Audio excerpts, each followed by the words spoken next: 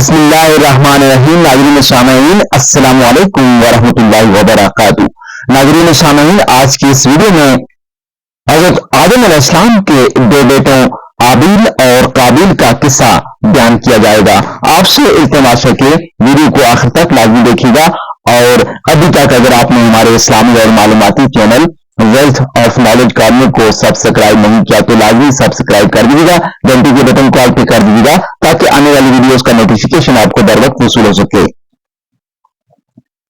رب العالمین کا ارشاد ہے جس کا ترجمہ یہ ہے، اور آپ ان اہل کتاب کو آدم کے دو بیٹوں کا قصہ صحیح طور پر پڑھ کر سنائیے، جبکہ دونوں نے ایک ایک نیاز پیش کی اور ان میں سے ایک کی تو مقبول ہو گئی اور دوسرے کی مقبول نہ ہوئی۔ وہ دوسرا کہنے لگا کہ میں تجھ کو ضرور قتل کروں گا۔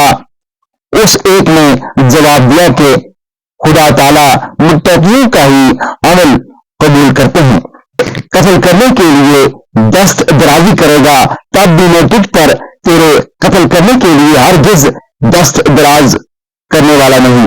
میں تو خدائے پروردگار عالم سے ڈرتا ہوں، میں یوں چاہتا ہوں کہ تو میرے گناہ اور اپنے گناہ سب اپنے سر رکھ لے، پھر تو دوزخیوں میں شامل ہو جائے، اور یہی سزا ہوتی ہے ظلم کرنے والوں کی۔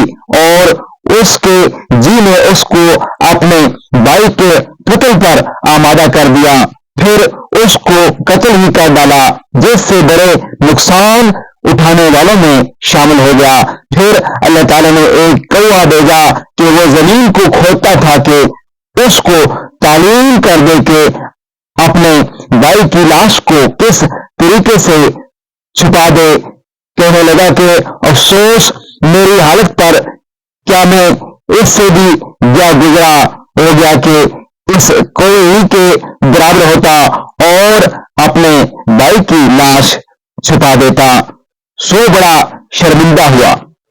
روایت ہے کہ حضرت آدم علیہ السلام ایک حمل کے لڑکے کی دوسرے حمل سے پیدا ہونے والی لڑکی سے شادی فرما دیا کرتے تھے۔ چنانچہ حابیل نے چاہا کہ وہ قابیل کی بہن سے شادی کر لے۔ قابیل حابیل سے بڑا تھا، اس کی بہن حسین تھی، تو قابیل نے یہ چاہا کہ اسے اپنی بہن سے شادی کرنے کے لیے اپنے بھائی پر ترجیح حاصل ہو۔ آدم علیہ السلام نے قابیل کو حکم دیا کہ اپنی بہن کی شادی حابیل سے کر دے، مگر اس نے انکار کر دیا۔ اس پر آدم علیہ السلام نے دونوں کو حکم دیا کہ وہ قربانی کریں۔ یہ فرمانے کے بعد آدم علیہ السلام حج کے لیے مکہ تشریف لے گئے۔ اپنی اولاد کی حفاظت کے لیے آسمانوں سے کہا، انہوں نے انکار کر دیا۔ زمین اور پہاڑوں سے حفاظت طلب کی، انہوں نے بھی انکار کر دیا۔ تو قابیل نے ان کی حفاظت کی ذمہ داری قبول کر لی۔ آدم علیہ السلام کے تشریف لے جانے کے بعد دونوں بھائیوں نے اپنی قربانی پیش کی۔ حابیل نے ایک موٹا دمبا قربان کیا، وہ بکریوں والے تھے، جبکہ قابیل نے ایک ردی فصل کا گٹھا قربانی میں دیا، وہ زراعت والا تھا۔ پھر ایک آگ آسمان سے اتری جس نے حابیل کی قربانی کو جلا دیا اور قابیل کی قربانی چھوڑ گئی۔ قابیل کو غصہ آیا، کہنے لگا میں تجھے ضرور قتل کروں گا، یہاں تک کہ تو میری بہن سے شادی کرنے سے باز آ جائے۔ حابیل نے جواب دیا، بے شک اللہ تعالیٰ پرہیزگاروں کی قربانی قبول فرماتے ہیں۔ عبداللہ بن عمر رضی اللہ تعالیٰ عنہ فرماتے ہیں، اللہ تعالیٰ کی قسم، مقتول یعنی حابیل اپنے بھائی قابیل سے زیادہ طاقتور تھے، لیکن انہیں شرم و حیا مانے رہی اور انہوں نے اپنے بھائی کی طرف قتل کے لیے ہاتھ نہ بڑھایا۔ ابو جعفر باقر فرماتے ہیں کہ آدم علیہ السلام حابیل اور قابیل کی قربانی کے بارے میں فکر مند رہتے تھے۔ جب حابیل کی قربانی قبول ہوئی تو قابیل نے اپنے والد سے کہا، کیونکہ آپ نے حابیل کے لیے دعا فرمائی تھی تو اس کی قربانی قبول ہو گئی، اور میرے لیے آپ نے دعا نہیں کی تھی، جس کی وجہ سے میری قربانی قبول نہ ہوئی۔ بعد ازاں اس نے اپنے بھائی کو ڈرانا دھمکانا شروع کر دیا۔ ایک رات حابیل کو کھیتوں میں دیر ہو گئی تو آدم علیہ السلام نے قابیل کو بھیجا تاکہ اس کی دیر کا سبب معلوم کرے۔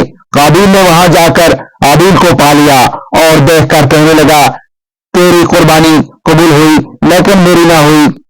حابیل نے جواب دیا بے شک اللہ تعالیٰ پرہیزگاروں کی قربانی قبول فرماتے ہیں۔ قابیل غصہ میں بھر چکا تھا، اس کے پاس لوہے کا ہتھیار تھا جس سے اس نے حابیل کو ضرب لگائی اور حابیل کو قتل کر دیا۔ ایک قول کے مطابق اس نے پتھر کی ایک چٹان حابیل کے سر پر ماری جبکہ حابیل نیند کی حالت میں تھا۔ اس طرح قابیل نے بھائی کا سر کچل دیا۔ ایک قول کے مطابق اپنے بھائی کا شدت کے ساتھ گلا گھونٹا اور اسے اس طرح کاٹا جس طرح درندے کاٹتے ہیں۔ پس حابیل کی موت واقع ہو گئی، واللہ عالم۔